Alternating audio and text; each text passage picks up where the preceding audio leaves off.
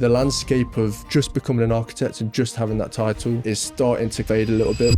There's a lot of students out there who are studying architecture and really passionate about architecture, but they don't necessarily enjoy practicing architecture. Thomas Rowntree is an architectural designer and content creator. Over the last 6 years, he's built an online audience of more than 160,000 people by documenting his life as an architecture student and aiming to support and inspire the next generation of designers. Having completed his studies, he's continuing to make content about his career in architecture, promoting the benefits of building a personal brand, and now offers courses on presentation techniques and graphic representation for other architects and students. All of this whilst progressing in his day-to-day role as an architectural assistant and undertaking his Part 3 studies to finally become an architect. What would you kind of encourage, young people coming into the profession to do? I think I would just encourage people to be open-minded. The moment that you turn around and say, no, I know everything, is the moment that you need to get out of the profession. Because have you ever kind of considered not going into architecture field? I think it's So Tom, thanks for joining me. I'm going to start with a question that I ask all the guests on the podcast.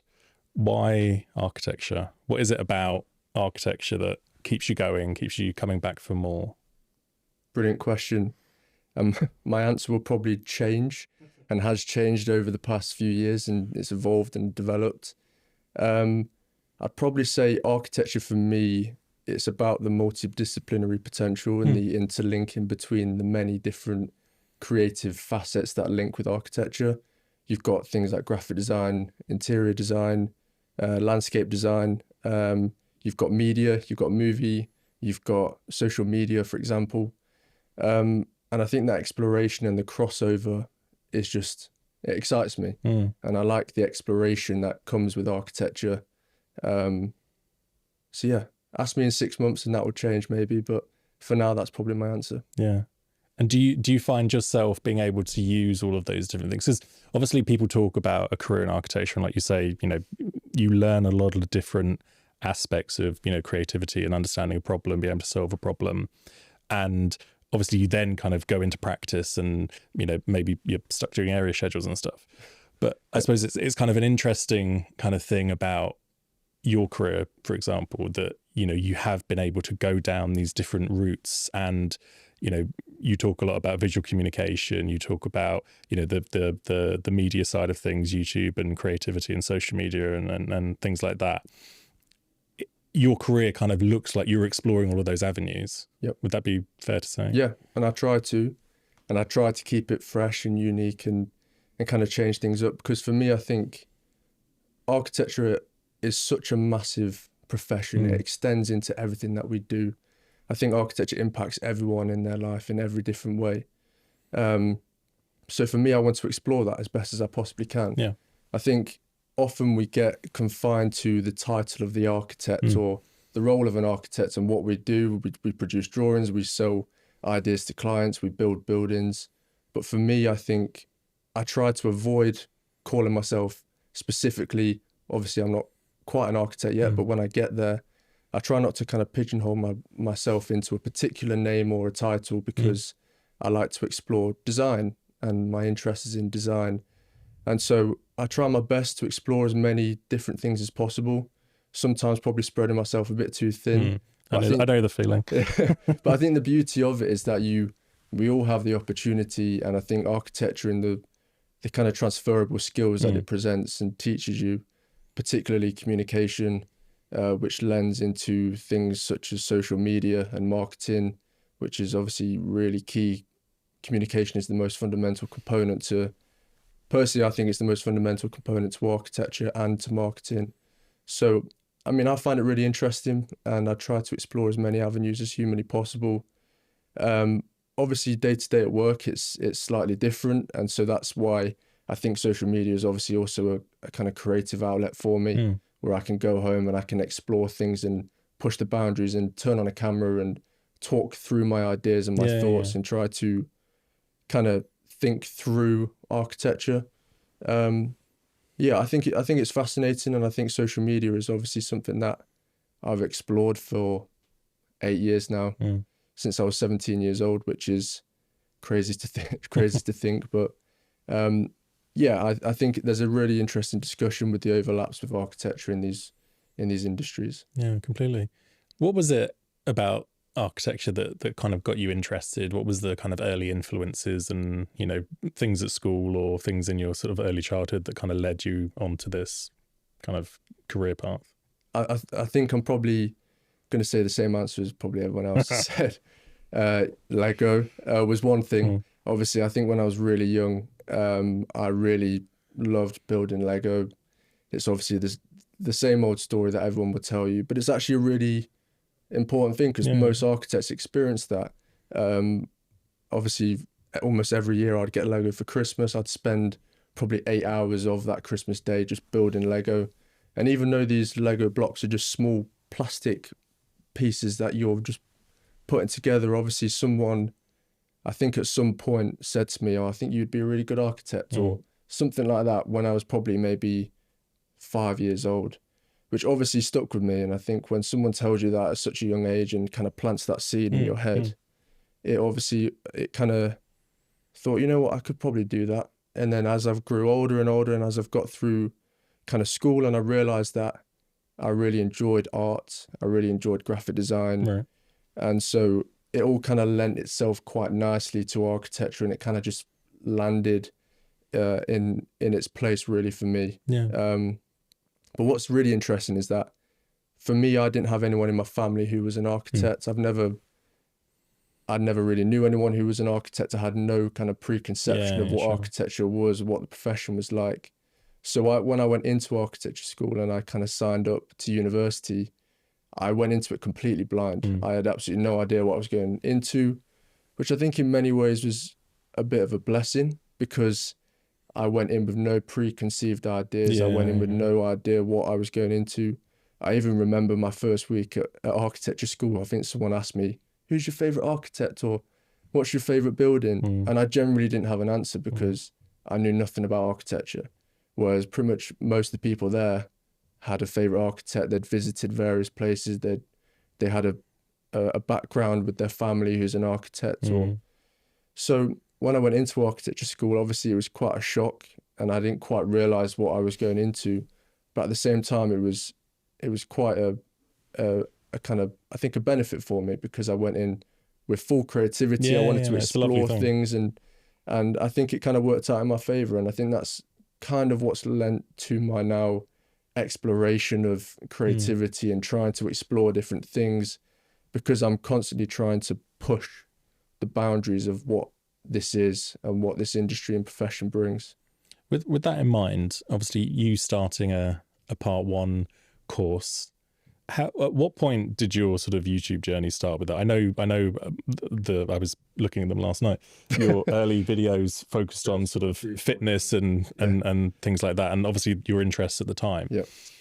At what point did that cross over to architecture? And I suppose, was there a point when the content and your sort of passion for architecture kind of aligned when you were moving from that one subject to the other?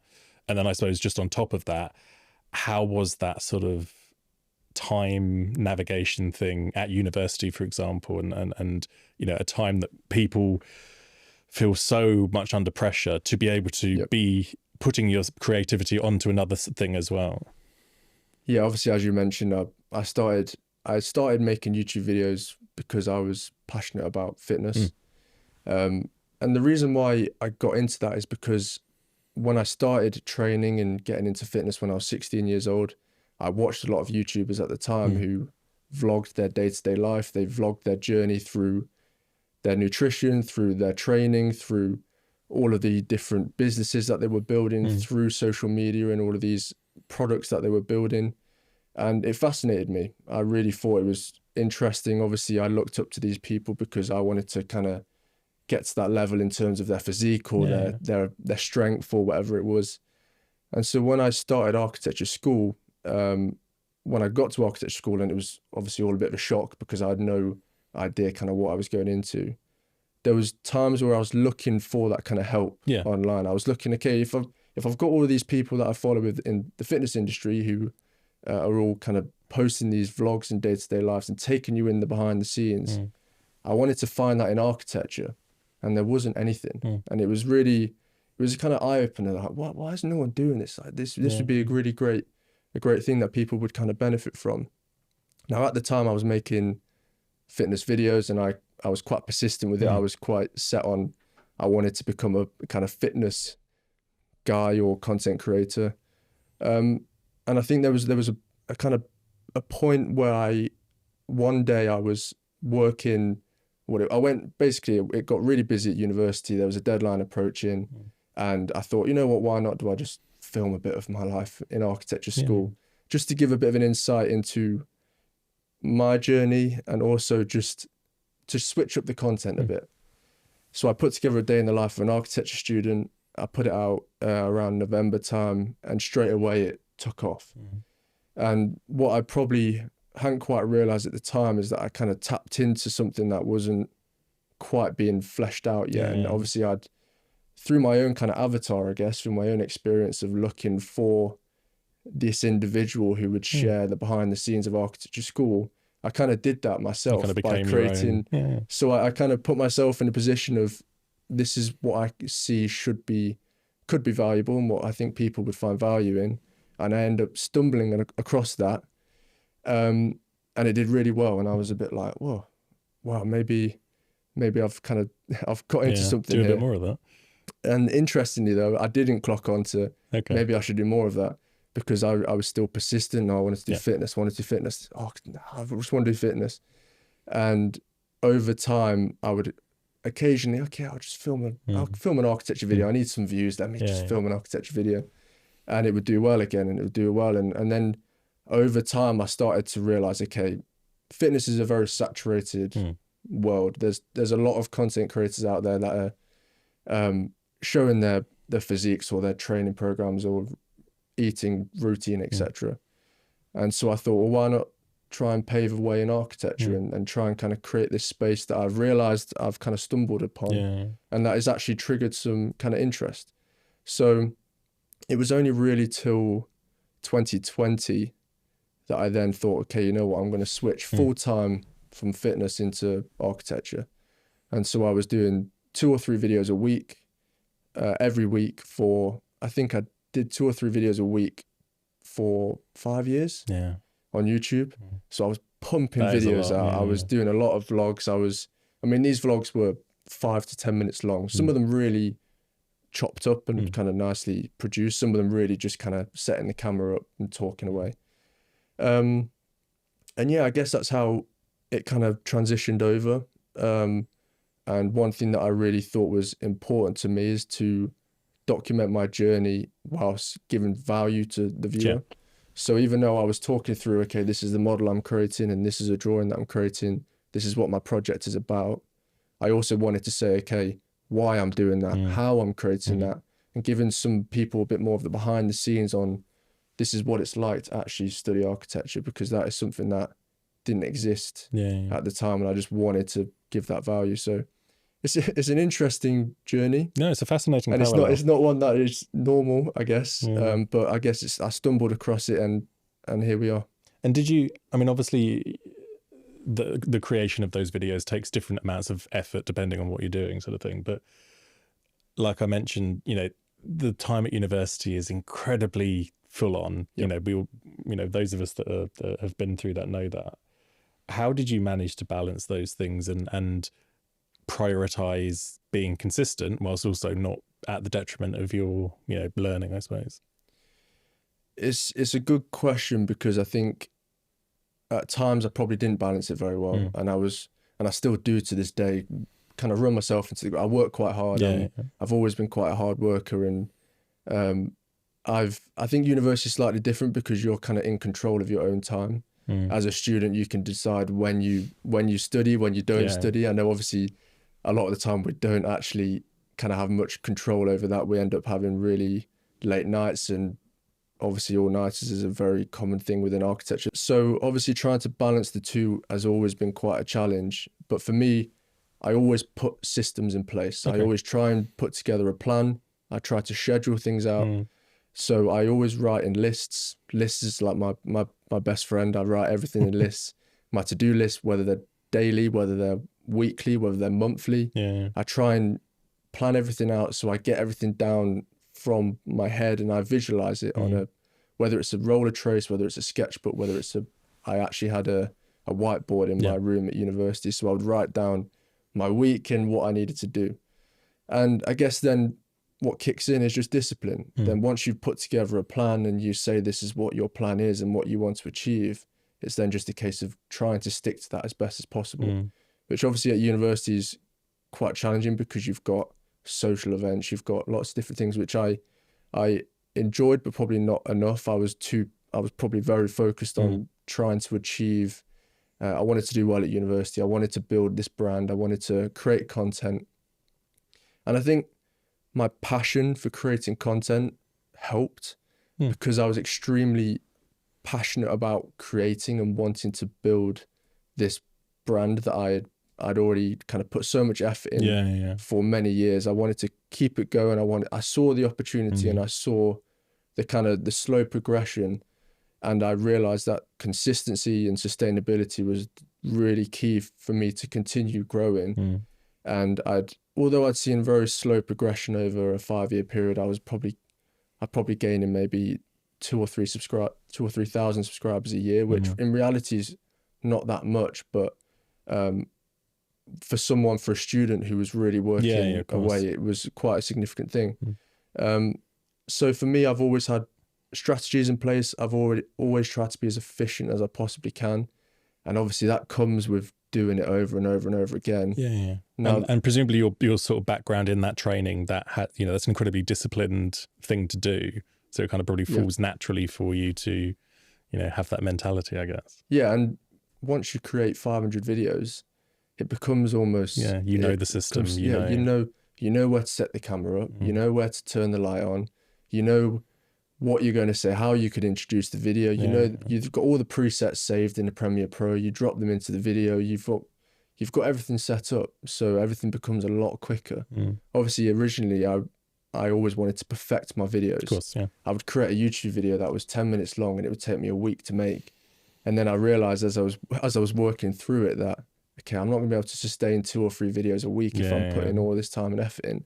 So there has to be a kind of compromise between the quality to quantity, and there has to be a really fine balance because my content I've always strived to have quite a high quality, whether it's the kind of aesthetic cinematic tone or whether it's in the way that I edit the videos or in the way that I kind of transition between shots, whatever it is, I always try to have that quality. So there's obviously that quantity quality aspect, and I guess that's where stuff like short form content, which is very fast paced and quick, as you know, you've got 30 to 1 minute long, 30 seconds to 1 minute long videos, which I can now produce in the space of an hour or two. So over time, it's become more productive, more efficient, and it just requires discipline and putting the systems in place in order for you to sustain it over a long period of time and try to avoid burnout as best as possible. Because that happens a lot, I think, with creators who are churning out content, churning out as much as they can. Obviously, you reach creative burnout, you reach physical burnout, which I have reached a few times in my life, actually, even though my very short life so far. But I have pushed myself probably a bit too far a few times. But at the same time, I guess if you want to, I felt like that has been quite important to me to continue to grow and get to where I am. Just to give a bit of background, your part 1 experience was during COVID. Yep. And you were almost wholly remote during that experience. I was 100%. Now, obviously for lots of people, my age, that's such an incredibly alien thing. And I'd love to kind of know what that experience was like now that you've had the part 2 experience, in person. Yep. Because I suppose for my point of view, it's, the part 1 experience is such a sort of seminal thing of just, I've been in university and then, oh my God, this actual job is completely different. And what the hell is this? And, this is the office and these are the things going on. And this is what a meeting's like. And this is what a design all these different things. What was that experience doing it, from your bedroom sort of thing? Like, how different was that? It was a challenge. I've always said that it was really challenging for me. I think when you come out of university, you have, like you said, you have such excitement. You've come out, you've graduated, I'm ready for this. I want to go out there.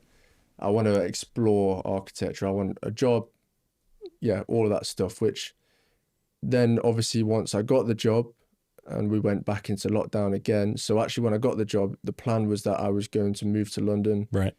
So I was in Nottingham at the time, living with my family. The plan was I was going to move to London within the next few weeks. Once I'd secured the job, I was going to get a flat, move down there, set up a life in London. The next week, second lockdown or whatever it was. So, okay, it's going to be delayed. You're not going to come into the office until New Year time. So I was like, okay, that's fine. I've continued to work from home. Obviously, I finished my degree at home as well. Right. So I finished my undergraduate degree at home and graduated, or didn't graduate actually because we didn't have a graduation, etc. So there's all those kind of things that had already. So I was already kind of used to being at home and working at home and being in that environment. But then definitely starting a role that was completely new to me. I'd had previous experience at undergraduate level, but it was very much architectural assistant or intern role. It was quite minimal input. But starting a part one role at home, I thought it was challenging because firstly, you're stuck at home. You can't meet the people that you're working with, and you don't have any of that kind of social connection or emotional connection with these people because you're talking to them over a phone call. Secondly, I think working and learning at home away from the people that are there to support you and help you, I thought was challenging because normally when you're sat at a desk, you just give the person next to you a nod or can you help me with this? Completely. Or what does this mean again? Or all these normal questions that you would have. It was a case of I had to type them out on Teams or give someone a ring, but I knew I could see someone was on a call, so actually I'll leave them for a bit. So then by the time you then prolong it at half an hour, an hour before you even ask a really simple question that would take seconds. So there's those small things that you miss out on and that I missed out on. And so for that reason, I found it quite challenging. And although I did learn and I did continue to kind of grow, and I think I grew into the role, probably not as quickly as you would if you were in person. And then obviously lockdowns delayed, and then I never actually, I met my team once, and that was on my last day in July the following year. And then I left for masters. So it was really surreal, and I think looking back now it's odd. It's a strange thing. And it's a very different experience now, obviously working in the office, and I really feel like I've grown into my role and I've become a lot more confident and taken on a lot more responsibility, and I feel like I've really grown into that. And that's obviously a testament to actually being there and being around the people and having good people around you. So yeah, it was a challenging time. With that in mind, do you have a kind of an opinion, particularly, us in the sort of design industries are trying to sort of navigate the balance of home working and flexibility and stuff like that. And now, with the kind of messaging from the big tech companies that, we're all back in the office full time. And obviously the industry, the architecture industry is probably, reacting to that similarly with a push for more people to be back in the office. Do you have kind of a feeling as what the right balance is? And I suppose particularly, like you say, given your experience and other young people in practice, I think being in the office is key. I 100% agree with that. But obviously, in this day and age, people have different preferences. People have different setups now. We have to adapt and be flexible for different needs and what people are kind of required and what they're comfortable working in. So I do agree with maybe a kind of 80-20% where you have 4 days in the office, maybe 1 day from home. That's what I'm currently doing at the moment. I think it works quite well. And I think it just gives people that break during the week. Kind of a lot of people obviously who are traveling far into the office as well, that's obviously more challenging. If people are traveling, I don't know, hour and a half, that 1 day that they work from home obviously saves them 2-3 hours of their day. Sure. So I do think it's important to have that flexibility. But I guess it's each to their own. I definitely encourage people to be in the office. I think it's great being around people, and it encourages that studio environment and that kind of interconnection between the different people and the knowledge, and even when you're sat on a call and you can hear someone else on a call, and completely. you hear someone else having a conversation, and you pick up on what they've said and picked up on what they've said, and that's those moments and those conversations that you listen to are really valuable. Even though you're not directly involved, it's just you can listen to the tones of conversations, and you can pick, because communication is something that I'm very much aware of and I'm quite passionate about. So when I hear the different conversations and the tones with different types of people and different groups of people, I find that really interesting. So I like being in that environment where I can be exposed to completely. That. No, I think that's a great sort of summary. So now you are studying for your part 3. Yep. Now, obviously, there's kind of an interesting, conversation with your, you've grown a big following. You're well regarded within the industry, and I think you've got a really passionate following from younger architects and people within the sort of student sort of demographic as well. Have you ever kind of considered not going into the sort of architecture field? Because a lot of creators in this space, and I probably consider myself one of them, but a lot of people kind of get kind of disenchanted by architecture and kind of look at these other opportunities that kind of exist, and potentially things that are a bit more should we say money making than architecture potentially might be. What is it about architecture that actually makes you want to finish this kind of thing? Is it just the fact of completing the journey, or is it a career path that you kind of see yourself moving forward in? I think it's a bit of both. Yeah. And that's okay for it to be. Yeah, I think it's a tricky one for architecture students, because you sign up to architecture school with not everyone, but a lot of people sign up to architecture school with the intention of becoming an architect. Yeah. And so that was very much for me. I've always wanted to be an architect. I've always wanted to get to that place. And as I've made my way through architecture school, I really enjoyed architecture school. As you can tell all over my social media, it's all I ever talk about. So I've always been really passionate about architecture education, and that's something that I've really enjoyed. And so obviously now that I'm in practice and I'm that close to becoming an architect, I obviously want to get that under my belt. It's something that's been really important to me for a long time. And ever since that person said to me when I was 5 years old, putting together some Lego bricks, that you should be an architect, that it's almost a kind of reality, which is a kind of interesting point. Obviously, there's the opportunity that social media brings and content creation is vast. And I think there's a major opportunity for people within architecture, practicing architecture, or even in architecture education, or people that are associated with architecture. There's a massive opportunity that social media presents, where you can do both, as we both have done for a long time, where you can be an architecture content creator, you can work as an architect, you can be a lecturer or a tutor or someone within the education field, or you could even build a personal brand that's directed at selling courses or workshops that directly teach and educate architecture students how to visualize, for example.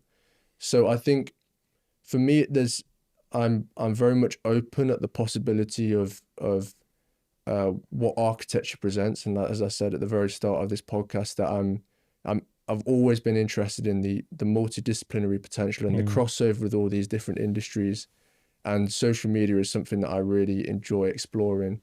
And so for me, it's about getting my qualification and continue to explore architecture.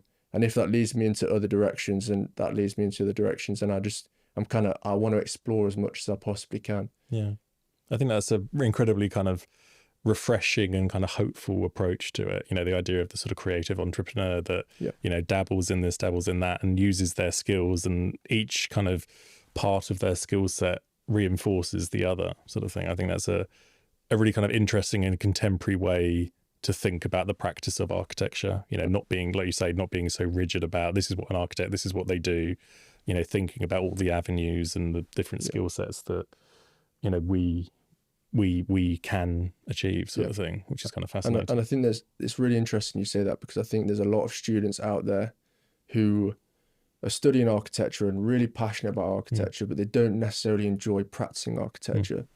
And so I think there's not enough exposure to the opportunity in order to, okay, the skill set that you get at architecture school is such a vast skill set, but also a really high level skill set. The communication skills that you learn, as I've mentioned, the management skills that you learn in terms of time management, in terms of juggling different deadlines and all of these things, and the pressure that comes with that at architecture school, the design skills that you learn in order to be able to actually think creatively and turn an idea into a tangible piece of architecture or something physical. Like that's pretty, most people would look at that and think that is a really good skill to have.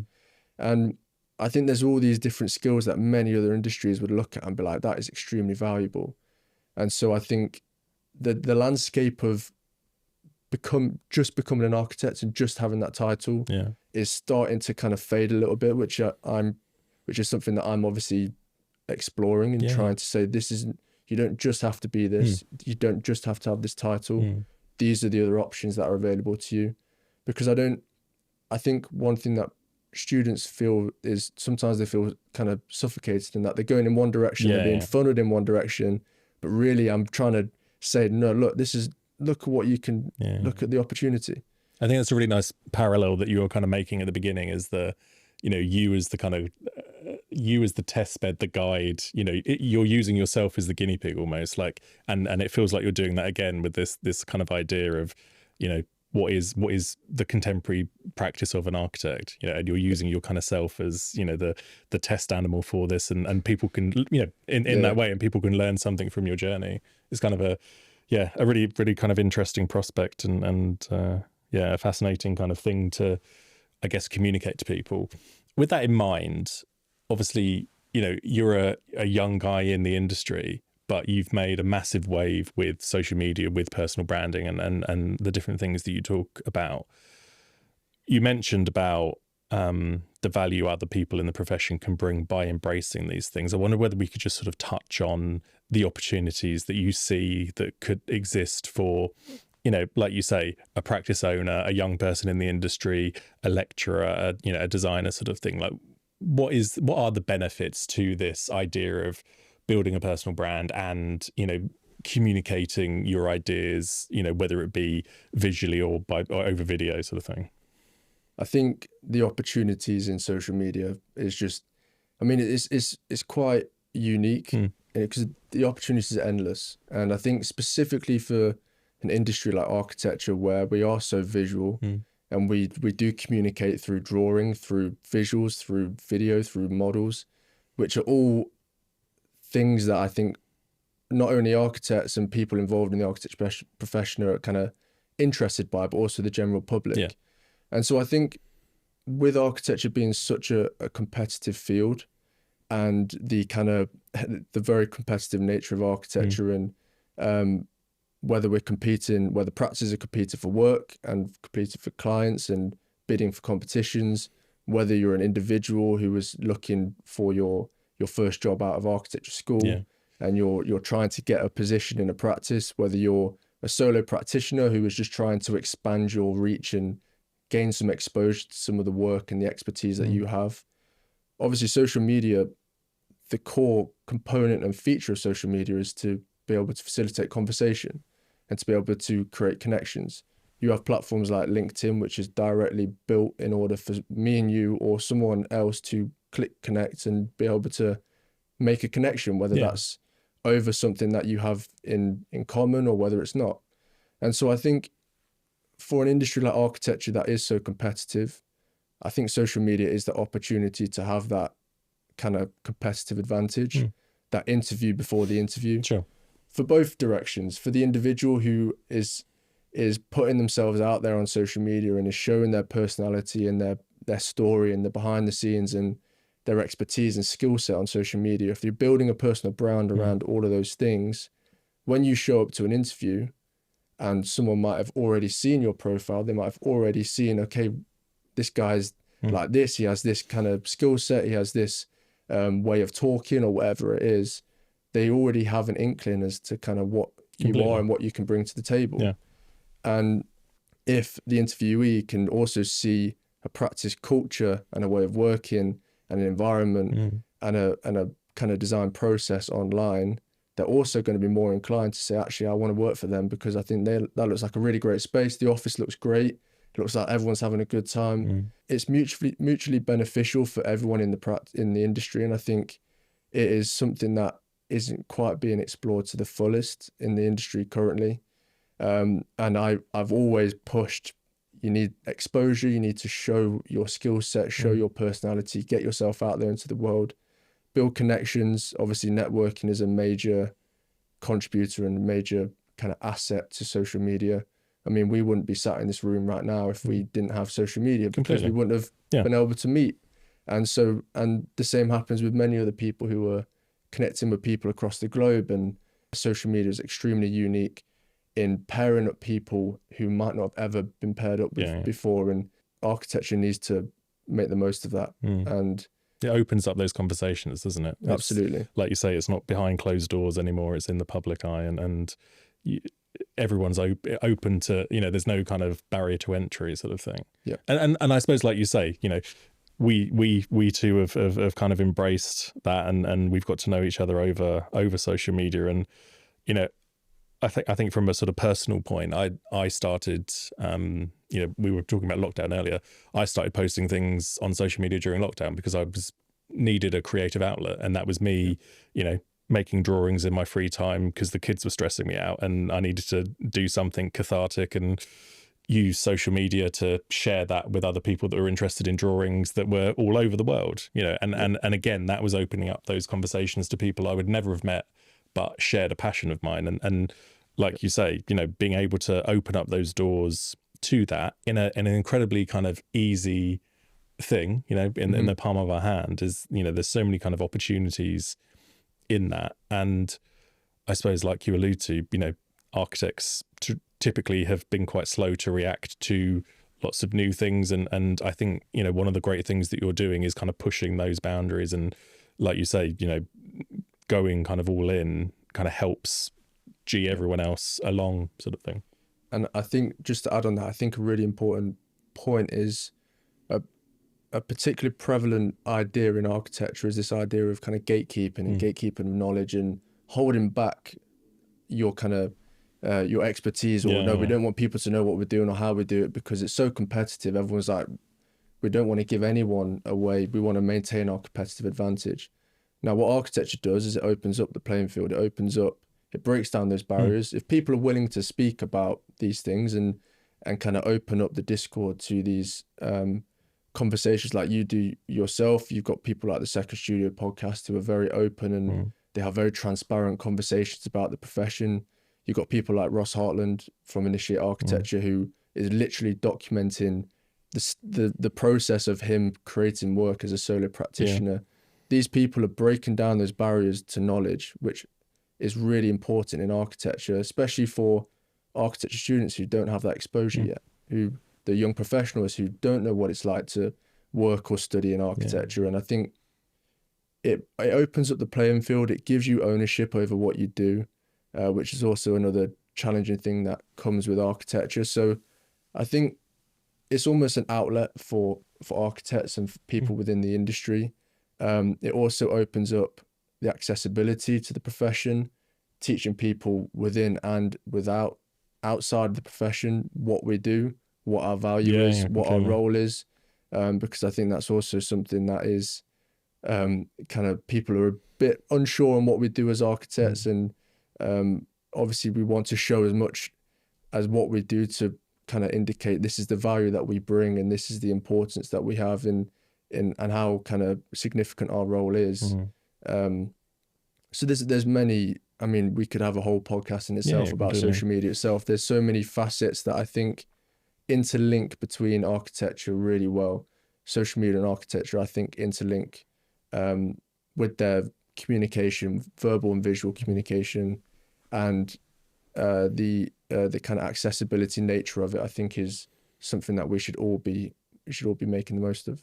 One word that you've used quite a lot in just speaking to you is communication, and I think that's something that comes across so clearly, not only in just talking to you, but also in your videos and your work, in your work that I've seen as well, from university and things like that. You've also done or produced courses for other students and other practitioners on visual communication and things like that. How important do you find the ability of communication to be in architecture, whether that be verbal or visual? And I suppose, how can people improve their skills in that field?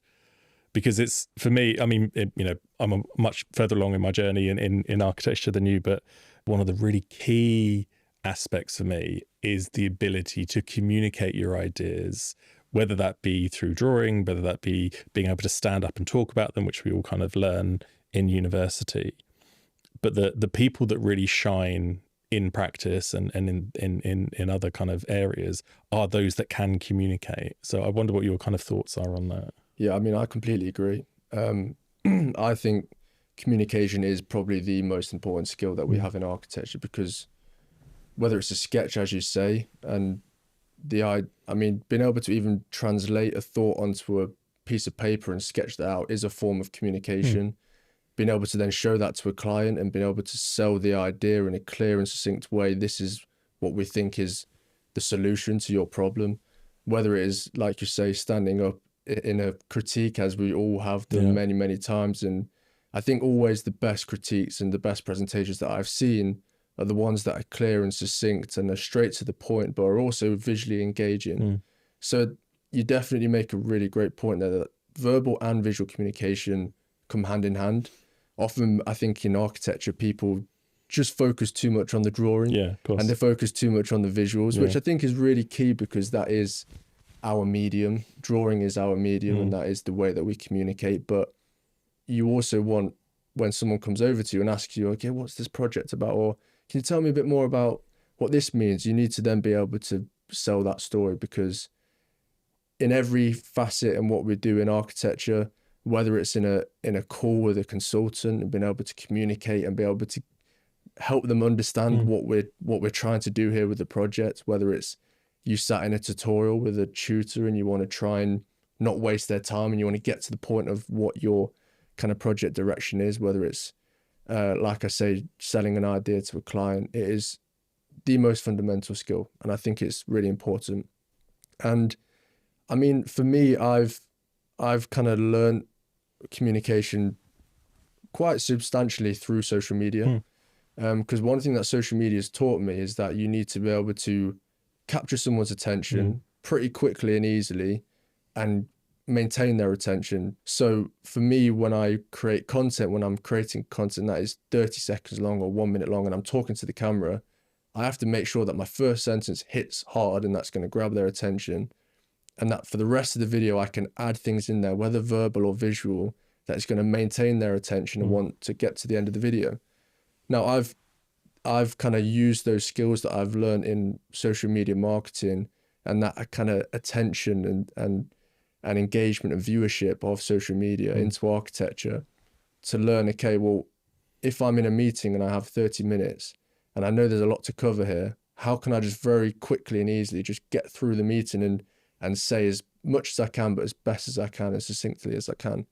So I think there's another kind of interesting parallel once again with social media and architecture, and where you can utilize skills from marketing and through the idea of a hook, for example, as we know in social media, which is essentially the first sentence or the first thing someone sees in a piece of content that grabs their attention. It's the same in architecture. When we do a presentation, you want a powerful image that's going to grab their attention in order to set the tone for the presentation that is to follow. Things like storytelling leans into that. You've got visual and verbal storytelling, the way that you communicate your project and describe the sequence of events that happen, or whether you do that visually through storyboarding and sketching and diagramming and rendering and kind of using a kind of multimedia approach where you show lots of different types of visuals in order to tell the whole story of the project.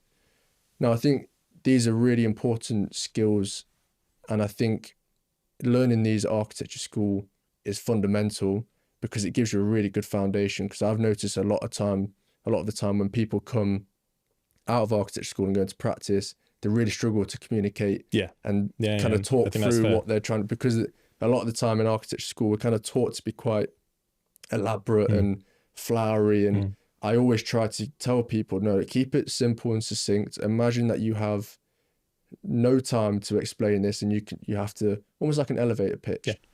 Imagine being in a room, being thrown into a room with someone you've never met before. How are you going to be able to describe the project to them? How are you going to be able to get them on board and gain the confidence?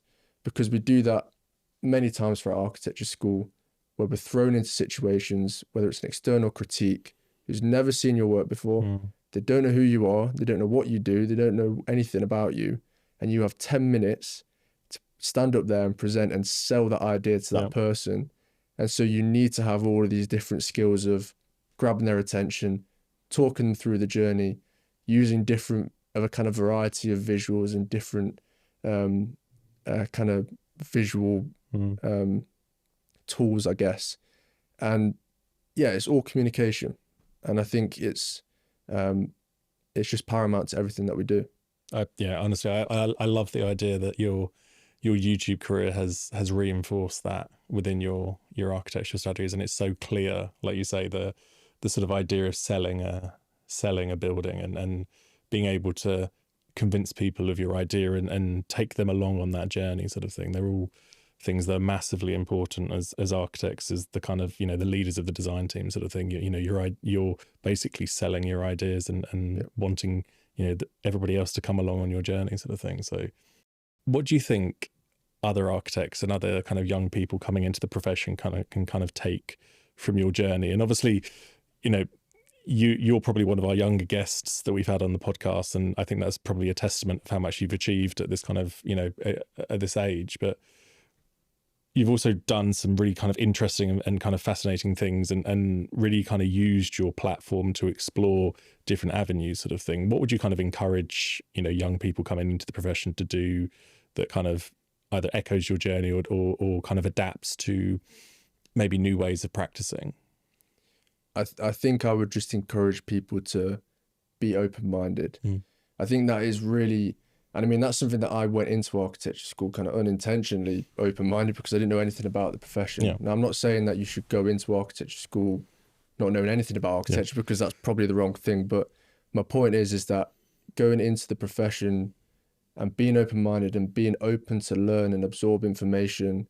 One thing that I noticed, I kind of made a kind of point in one of my pieces of content recently, is that you're an architecture student for life, because there's so much to learn in the profession. It's such a vast profession where you are always going to be learning new things. And that if the moment that you turn around and say, no, I know everything, is the moment that you need to get out of the profession, because you're going to continue to learn and explore different things. And I would really encourage people to just be open and be open to explore things, and not go down the average path, and kind of take a different turn and try something new and push the boundaries a bit. And I think some of the top architects and top architectural designers are the people that are pushing the boundaries and trying new things and exploring different and innovative design processes or communication techniques. Obviously, we've seen the rise of AI and kind of AI imagery in the past few years, and I think people really need to just explore and be open and really not confine themselves to a single thing or a single kind of idea, or even a single kind of niche in architecture. So yeah, I mean, just be open to learn as much as you possibly can. Kind of try not to get too overwhelmed by it all, because like I said, everything that we've talked about, there's a lot to kind of learn and to take in the architecture profession. And I think it can be overwhelming at times. I definitely found it overwhelming at times. I had insomnia for 3 months at one point, because I was just so absorbed by everything. And I think sleep is a really important thing. Managing your time and stress and priority is really important things as well. And all things I kind of preach in my content, because I've kind of learned from those mistakes. I've gone through that, and I really encourage people to just look after themselves and to kind of really focus on management and just kind of take it easy and be open to learn as much as you possibly can. Tom, one thing to end on, you mentioned at the beginning at architecture school, somebody asked you what your favorite architect was, and sorry, who your favorite architect was, and what your favorite building is. And because of your kind of open-minded nature, you didn't have an answer. Yep. I wondered, do you have an answer now? Interestingly, I do have an answer, but it's probably not as a straightforward answer as you could probably imagine. I take inspiration from a few architects, and I think it's quite evident in my work. And I've always liked to push the boundaries and be explorative. And the likes of obviously Zaha Hadid, Daniel Libeskind, the deconstructivist style has obviously been a big kind of inspiration for me. And I think I love the kind of graphic tone of the way that the building is designed and the design logic, and it's very kind of harsh and geometric and really abstract. People like Miralles, who produces some beautiful work of overlapping geometry and form and playing with tectonics. And so these people are really kind of inspirations for me, and they have been throughout my studies. And it's quite evident in my work that they've inspired me. So yeah, I couldn't say one, I had to say three. So there you go. Brilliant. Thank you so much for joining me. Thank you for having me.